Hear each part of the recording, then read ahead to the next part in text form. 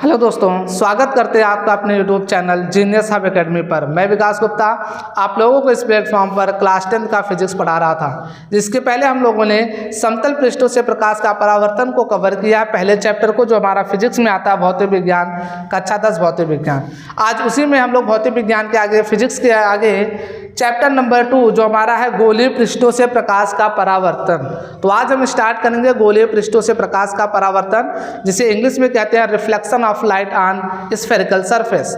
तो आज यहाँ से हम लोग इसके बारे में स्टडी करेंगे और ये एग्जाम पॉइंट ऑफ व्यू से बहुत ही इंपॉर्टेंट है, इसको बड़े अच्छे से समझिएगा। और जिन लोगों ने इसके पहले समतल पृष्ठों से प्रकाश का परावर्तन नहीं देखा है, हम उनसे यही कहेंगे कि वो जाकर पहले उसे देखें, तब जाकर के यहाँ से उन्हें और बढ़िया से समझ में आने वाला है गोलीय पृष्ठों से प्रकाश का परावर्तन। चलिए बिना टाइम वेस्ट किए स्टार्ट करते हैं आज का सेशन। तो आज हमारा है गोलीय पृष्ठों से प्रकाश का परावर्तन। तो सबसे पहले यहाँ पर अगर गोलीय पृष्ठ से प्रकाश का परावर्तन, देखो मैंने इसके पहले वाले लेक्चर में बताया है प्रकाश का परावर्तन। क्या हमने पढ़ा है? गोलीय पृष्ठों से प्रकाश का परावर्तन। ध्यान से समझना, हमने कल की क्लास में पढ़ा गोलीय, अच्छा पहले समझ लो इस बात को, गोलीय पृष्ठों से प्रकाश का परावर्तन। तो हमने बताया था प्रकाश के परावर्तन होने के लिए, प्रकाश के परावर्तन होने के लिए क्या होना चाहिए भैया? पॉलिश। क्या होनी चाहिए? बताया था ना। तो जब जब प्रकाश का परावर्तन होगा बेटा तो क्या होना चाहिए? पॉलिश होना चाहिए। अब अगर ये पॉलिश होगा तो पॉलिश हो जाने से वो कांच की जो चीजें होती है वो क्या बन जाता है बेटा? आपका दर्पण। क्या बन जाता है? दर्पण। अब बात है प्रकाश का परावर्तन होने के लिए पॉलिश चाहिए, और जैसे पॉलिश हुआ किसी एक तरफ तो बन गया दर्पण। अब ये दर्पण कैसा है? तो यहाँ से देखो पता चल गया पृष्ठ कैसा है? गोलीय। तो अब ये बन गया आपका गोलीय दर्पण। इसका मतलब गोलीय पृष्ठों से प्रकाश के परावर्तन में पढ़ना किसके बारे में है? गोलीय दर्पण के बारे में। किसके बारे में? गोलीय दर्पण के बारे में। अब हमें गोलीय दर्पण के बारे में पढ़ना, तो सबसे पहले देखेंगे गोलीय दर्पण होता क्या है। तो भैया गोलीय दर्पण क्या होता है? जब किसी कांच के खोखले गोले को, ध्यान समझना, अब देखो मैं ये कांच का कोई खोखला गोला बना रहा हूँ, जब किसी कांच के खोखले गोले को काट करके मैंने यहाँ से क्या किया? काट दिया। जब किसी कांच के खोखले गोले को काट करके किसी एक तरफ पॉलिश कर दी जाती है तो प्राप्त दर्पण गोलीय दर्पण कहलाता। तो बेटा ये आपका कौन सा दर्पण हो गया? गोलीय दर्पण। मान लो अगर यही गोलीय दर्पण ऐसा होता, ऐसा गोला होता, तो हम करते क्या? इसको भी फिर काटते। तो ये कांच का कोई खोखला गोला है, इसे हमने काट दिया। क्या किया?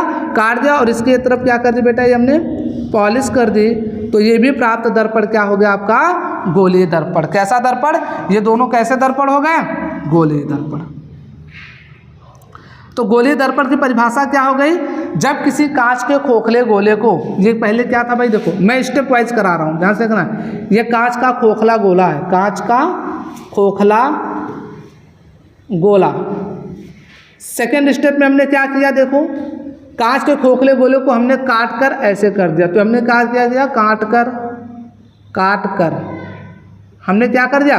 पहले क्या किया? कांच का खोखला गोला लिया, उसे हमने क्या किया? काट दिया। और काट कर तीसरे स्टेप में हमने क्या कर दिया? किसी एक तरफ पॉलिश। तो क्या हो गया? किसी एक तरफ हमने क्या कर दिया? पॉलिश। किसी एक तरफ पॉलिश। तो इस तरीके से जो बना, ये क्या बन गया? आपका गोलीय दर्पण। क्या बन गया? गोलीय दर्पण। तो परिभाषा क्या हो जाएगी? यदि किसी कांच के खोखले गोले को काट कर किसी एक तरफ पॉलिश कर दिया जाता है तो प्राप्त दर्पण गोलीय दर्पण कहलाता।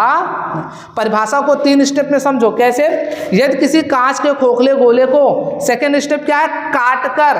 थर्ड स्टेप क्या है? किसी एक तरफ पॉलिश कर दिया जाता है तो प्राप्त दर्पण गोलीय दर्पण कहलाता।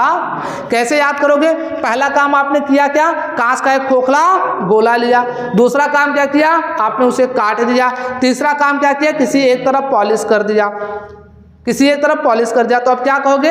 यदि, तो आपने पहला काम क्या किया? कांच का खोखला गोला लिया। तो क्या कहोगे? यदि किसी कांच के खोखले गोले को, दूसरा काम आपने किया काटा उसे, तो क्या कहोगे? काट कर। तीसरा काम क्या किया? किसी एक तरफ पॉलिश कर दिया। तो इसका मतलब क्या? तीसरा कहोगे काट कर पॉलिश कर दिया जाता है। कहाँ? किसी एक तरफ, दोनों तरफ नहीं, किसी एक तरफ। तो इस प्रकार प्राप्त दर्पण क्या कहलाता है? गोलीय दर्पण कहलाता है। तो बेटा परिभाषा क्या हो गया? यदि किसी कांच के खोखले गोले को काट कर किसी एक तरफ पॉलिश कर दी जाती है तो प्राप्त ये जो दर्पण है वो गोलीय दर्पण कहलाता। क्लियर बात यहाँ पे?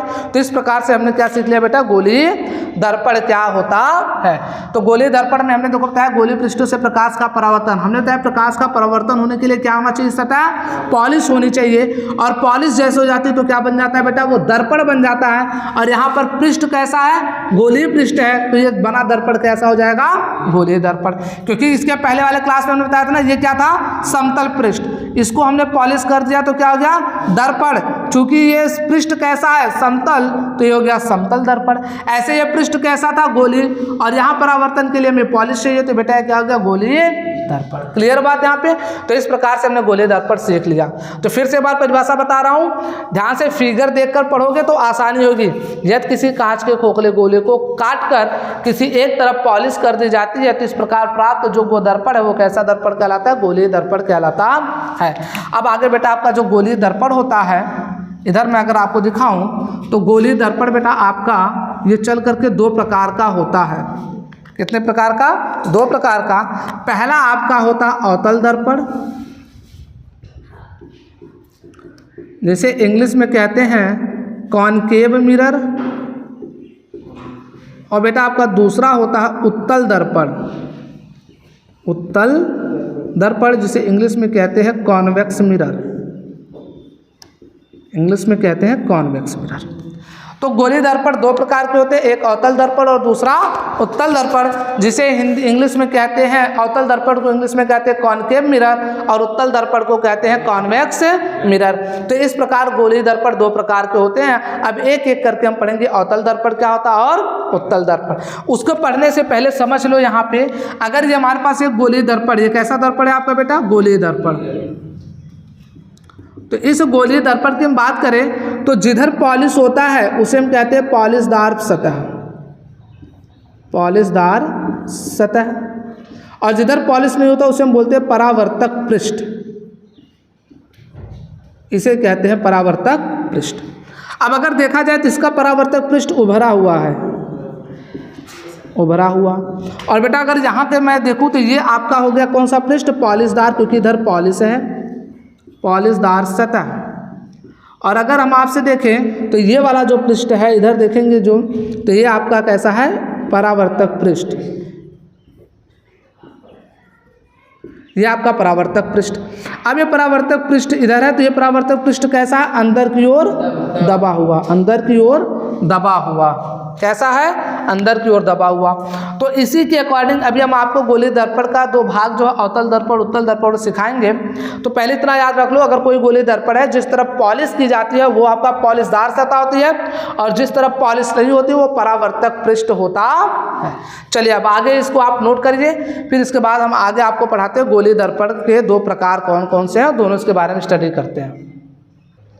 आई होप आप लोगों ने नोट कर लिया होगा। चलिए देखते हैं गोलीय दर्पण के जो दो प्रकार हैं वो कौन कौन से हैं। तो बेटा गोलीय दर्पण के दो प्रकार कौन कौन से? पहला हमने आपको बताया एक अवतल दर्पण, पहला है आपका अवतल दर्पण, और दूसरा है आपका उत्तल दर्पण। तो हमने आपको पढ़ाया था उत्तल दर्पण जो होता है वो आपका क्या होता है? इसे इंग्लिश में कहते हैं कॉन्वेक्स मिरर, और इसे इंग्लिश में कहते हैं कॉनकेव मिरर। अब ध्यान से सुनिएगा।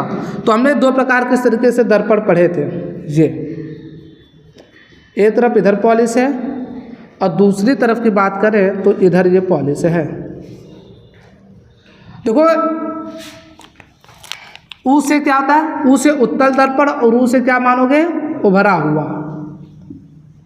तो जिसका परावर्तक पृष्ठ उभरा हुआ होता है, जिसका परावर्तक पृष्ठ उभरा हुआ होता है वो उत्तल दर्पण कहलाता है। तो इसका देखो परावर्तक पृष्ठ क्या है? यही तो ना, इसलिए मैंने बताया था पहले पहचानना सीख लो कौन पॉलिशदार सतह और कौन परावर्तक पृष्ठ।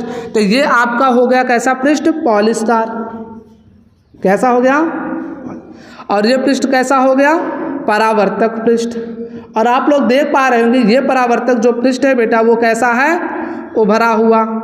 तो जिसका परावर्तक पृष्ठ उभरा हुआ होता है वो कहलाता है बेटा उत्तल दर्पण। क्या कहलाता है? उत्तल दर्पण, जिसे इंग्लिश में कहते हैं कॉन्वेक्स मिरर।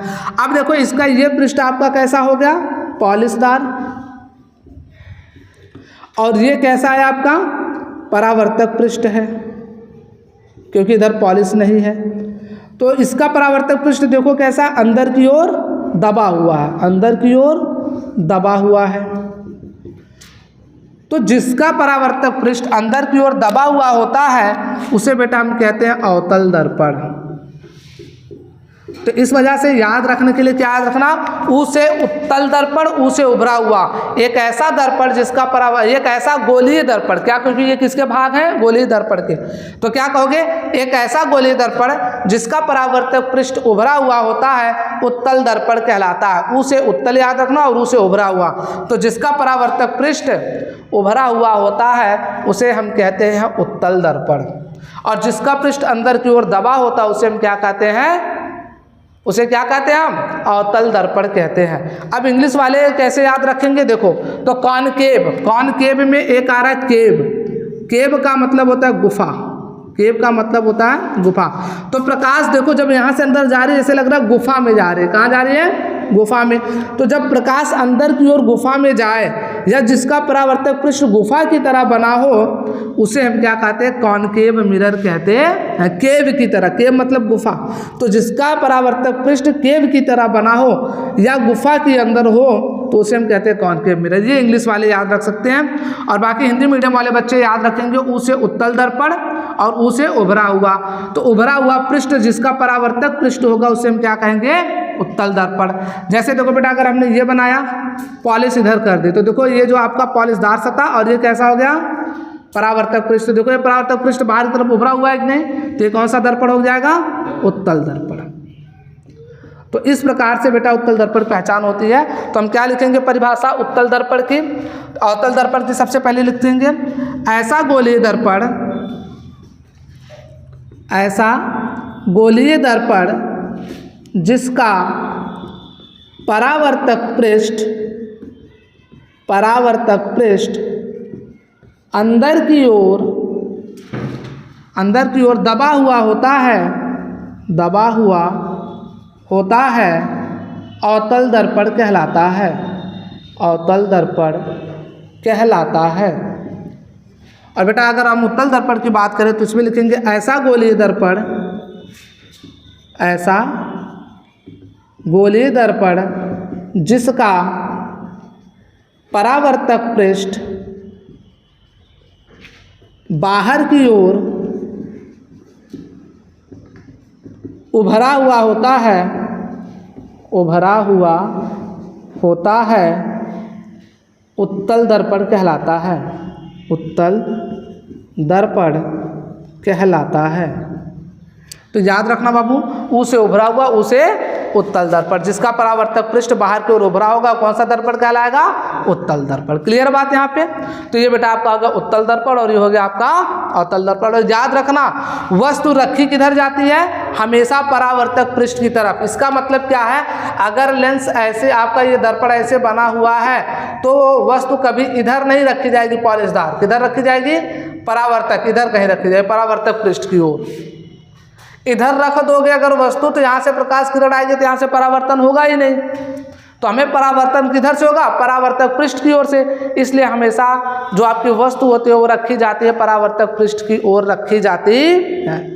समझ में आई बातें? चाहे वह कोई भी दर्पण क्यों ना हो, हमेशा वस्तु उधर ही रखी जाएगी जिधर उसका परावर्तक पृष्ठ होगा। पॉलिशदार की तरफ कभी भी वस्तु रखी नहीं जाएगी। क्लियर बात यहाँ पे? कोई दिक्कत है? तो आप लोग इतना नोट करिए अवतल दर्पण, उत्तल दर्पण। फिर इसके आगे इसके कुछ और बातें हम लोग करते हैं। आई होप आप लोगों ने नोट कर लिया होगा। चलिए देखते हैं बाबू, इसके बाद हम लोग कुछ पढ़ेंगे कि इस दर्पण से संबंधित कुछ परिभाषाएं, हमें मतलब परिभाषाएं देखने। दर्पण से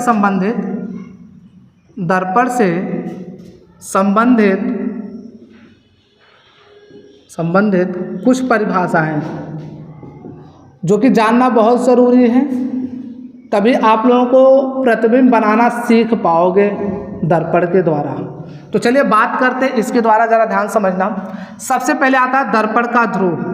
दर्पण का ध्रुव। जिसे इंग्लिश में कहते हैं बेटा ध्रुव को हम कहते हैं पोल। तो दर्पण का पोल, मिरर का पोल क्या होता है जरा ध्यान समझना। ये कोई दर्पण है, इस तरीके से ध्यान से देखना, ये आपका दर्पण है, एक दर्पण ये है। अब यहीं से धीरे धीरे पहचानते हुए चलो।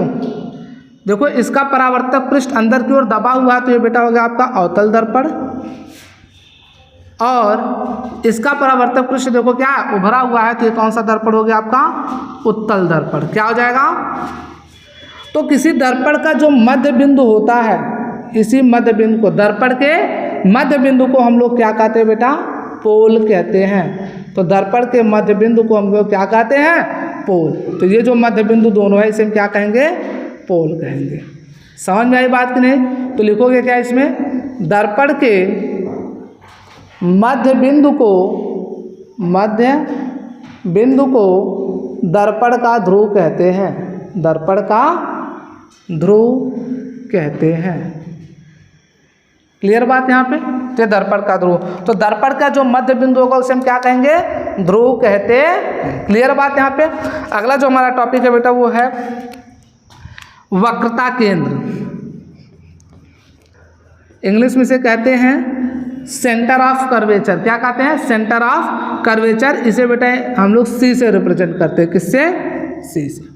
अब देखो जरा गोली दर्पण बनता कैसे है, जरा ध्यान से। ये गोली दर्पण है, ये गोली है, गोला है ना कांच का। अब ये कांच का गोला तो कोई ना कोई तो इसका केंद्र होगा। अब अगर मैं इसे काट दूं यहाँ से, क्या करूँ? इस गोली दर्पण को मैंने क्या किया? काट दिया और किसी एक तरफ क्या कर दिया? पॉलिश। तो भैया जब ये पॉलिश किया तो कौन सा दर्पण हो गया? गोली दर्पण हुआ कि नहीं हुआ? और गोली दर्पण में कौन सा दर्पण है? तो जरा देखो ये अंदर की तरफ दबा हुआ है ना, तो ये कौन सा दर्पण हो गया? अवतल दर्पण। अब एक बात समझना, अब इस अवतल दर्पण का ये केंद्र है कि नहीं है? अच्छा, जैसे हमने इसको काट दिया, ये पहले क्या था? गोला।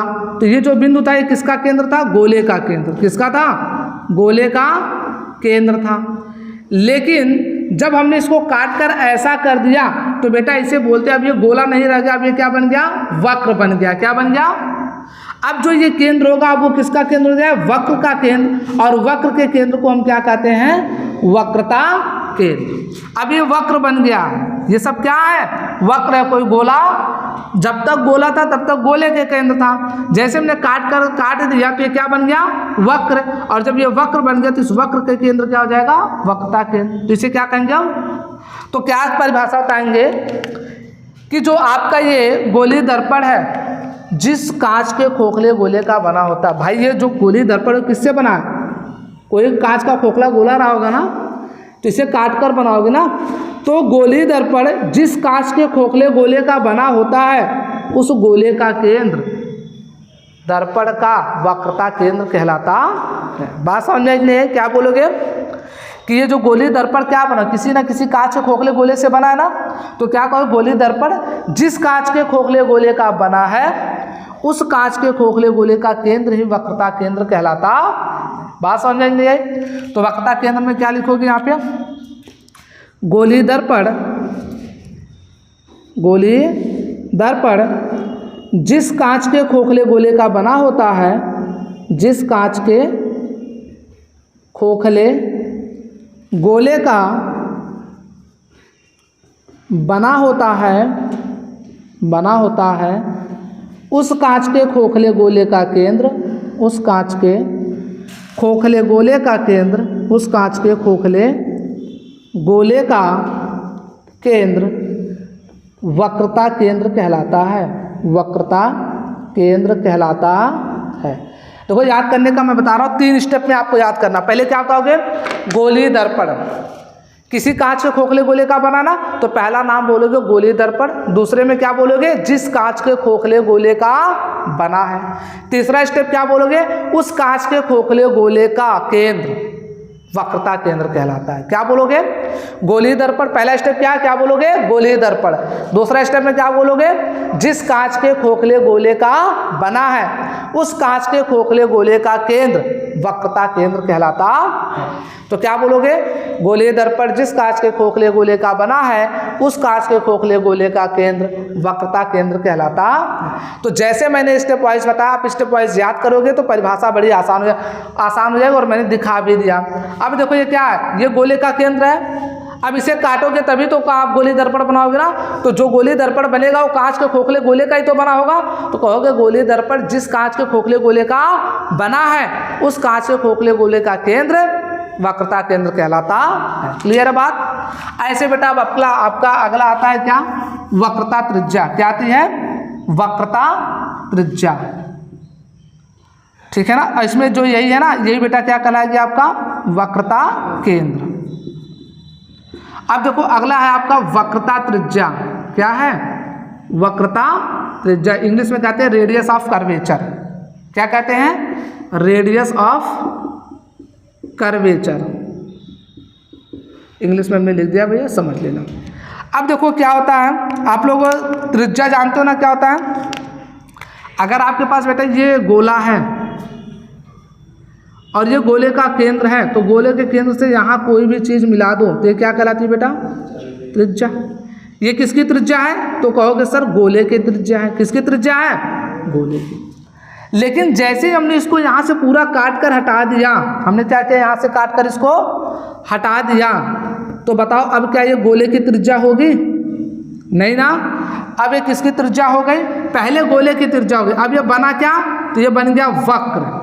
तो अब ये जो त्रिज्या हो रही है ये सब क्या है, तो वक्र की त्रिज्या है। किसकी त्रिज्या हो गई अब ये, और जो वक्र की त्रिज्या होती है उसी को हम क्या कहते हैं बेटा, वक्रता त्रिज्या। बात समझ में नहीं आई, आया नहीं आया।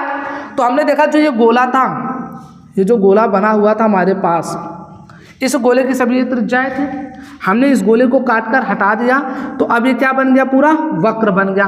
अब ये जो त्रिज्या है अब वो गोले की नहीं रही, अब ये किसकी त्रिज्या है, वक्र की। और वक्र की त्रिज्या को हम क्या कहते हैं बेटा, वक्रता त्रिज्या। और अगर हमने ये देखो पॉलिश कर दिया तो ये क्या बन गया बेटा, आपका गोलीय दर्पण बन गया ना। अब ये त्रिज्या किसकी हो गई, गोलीय दर्पण की, जिसे हम क्या कहते हैं, वक्रता त्रिज्या। तो क्या बोलोगे परिभाषा फिर से भाई, गोलीय दर्पण जिस कांच के खोखले गोले का बना होता है उस गोले की त्रिज्या वक्रता त्रिज्या कहलाती है। क्या कहोगे, गोलीय दर्पण जिस कांच के खोखले गोले का बना होता है उस गोले की त्रिज्या वक्रता त्रिज्या कहलाती है। 3 स्टेप में जैसे उसको हमने पढ़ा, वक्रता केंद्र में क्या पढ़ा, हमने ये पढ़ा कि गोलीय दर्पण जिस कांच के खोखले गोले का बना होता है उस कांच के खोखले गोले का केंद्र क्या कहलाता है, वक्रता केंद्र। ऐसे आपका वक्रता त्रिज्या होती है, गोलीय दर्पण जिस कांच के खोखले गोले का बना होता है उस कांच के खोखले गोले की त्रिज्या वक्रता त्रिज्या कहलाती है। क्लियर बात बेटा यहाँ पे। अब देखो यहाँ से ये अगर मैंने बनाया ये दर्पण और मैंने बता दिया ये केंद्र है, तो अब मैं आपसे पूछूं ये क्या होगा बेटा, आपका दर्पण का ध्रुव। अभी मैंने बताया ना दर्पण के ध्रुव को P से प्रदर्शित करते हैं। हमने बताया था दर्पण का ध्रुव क्या होता है, दर्पण के मध्य बिंदु को दर्पण का ध्रुव कहते हैं, तो ये आ गया दर्पण का ध्रुव। और ये क्या हो गया बेटा आपका, वक्रता केंद्र, अभी बताया हमने। अब इस वक्रता केंद्र से यहाँ जो भी मिला दोगे ये सब क्या हो जाएंगी, वक्रता त्रिज्या। ये क्या है, वक्रता त्रिज्या। क्लियर बात नहीं, ये सभी क्या होती है बेटा, वक्रता त्रिज्या होती है। तो एक बार फिर से परिभाषा बता रहा हूँ वक्रता त्रिज्या की, कि गोलीय दर्पण जिस कांच के खोखले गोले का बना होता है उस कांच के खोखले गोले की जो ये त्रिज्या है वक्रता त्रिज्या कहलाती है। जिसके बारे में चलो हम लोग लिख लेते हैं वक्रता त्रिज्या के अंतर्गत।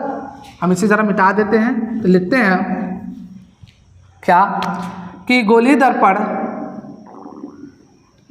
दर्पण जिस कांच के खोखले गोले का बना होता है, जिस कांच के खोखले गोले का बना होता है उसे बना होता है उस कांच के खोखले गोले की त्रिज्या, खोखले गोले की त्रिज्या वक्रता त्रिज्या कहलाती है, वक्रता त्रिज्या कहलाती है। तो इसे भैया आप लोग रिप्रेजेंट करते हैं किससे, आर से, किससे, आर से। क्लियर बात यहाँ पे। अब अगला हमारा टॉपिक क्या है, अगला हमारा जो टॉपिक है बेटा वो है मुख्य अक्ष, जिसे कहते हैं प्रिंसिपल एक्सिस, इंग्लिश में कहते हैं प्रिंसिपल एक्सिस, मुख्य अक्ष। तो इसमें क्या कहेंगे, ये देखो मैं लिख दे रहा हूँ, ये आपका क्या है, गोलीय दर्पण कोई है बेटा, इसके मध्य बिंदु को क्या कहते हैं बेटा, पोल, जिसे हिंदी में कहते हैं ध्रुव। इसके केंद्र को क्या कहते हैं, वक्रता केंद्र। तो कहेंगे वक्रता केंद्र और ध्रुव को मिलाने वाली सीधी व काल्पनिक रेखा क्या कहलाती है, मुख्य अक्ष। किसी गोलीय दर्पण के वक्रता केंद्र और पोल को मिलाने वाली सीधी व काल्पनिक रेखा, ये रेखा कैसी होती है, सीधी, और कैसी होती है, वह काल्पनिक।